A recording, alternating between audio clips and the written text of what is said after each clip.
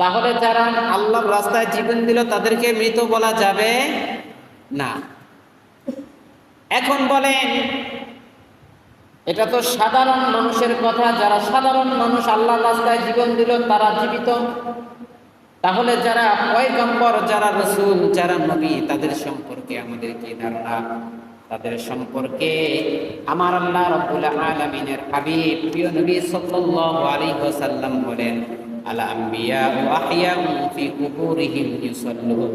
ও দুনিয়ার মানুষ, তোমরা জেনে রাখো, জেনে রাখো, জেনে রাখো দুনিয়ার মানুষেরা রে, প্রত্যেক নবী তাদের নিজ নিজ কবরে জীবিত অবস্থায়, শুধুই তাই নয়, তাই নয়, তারা তাদের কবরের ভিতরে সালাতরত অবস্থায়, নামাজরত অবস্থায়। বলে সুবহানাল্লাহ। প্রত্যেক নবী তাদের নিজ নিজ কবরে জীবিত অবস্থায় রয়েছেন, তারা জীবিত এবং তারা সালাত আদায় করে, ইউসাল্লুন, তারা নামাজরত অবস্থায়। বলবেন হুজুর প্রমাণ কি, প্রমাণ কি, প্রমাণ কি?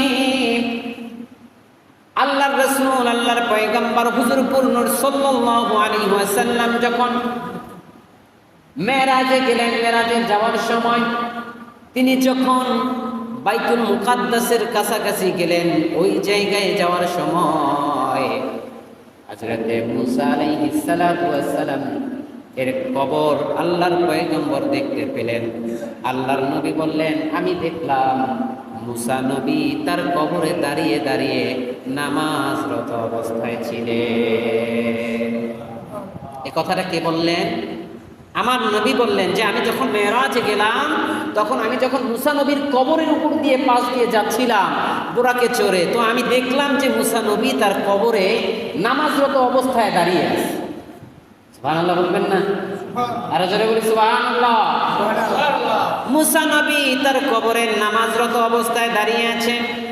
শুধুই তাই নয়, আল্লাহর পয়গম্বর বলেন, ও দুনিয়ার মানুষ, তোমরা জেনে রাখো, জেনে রাখো, নিশ্চয়ই নবীদের দেহকে আল্লাহ রাব্বুল আলামিন মাটিকে ভক্ষণ করা, মাটির জন্য হারাম করে দিয়েছে। নবীদের দেহ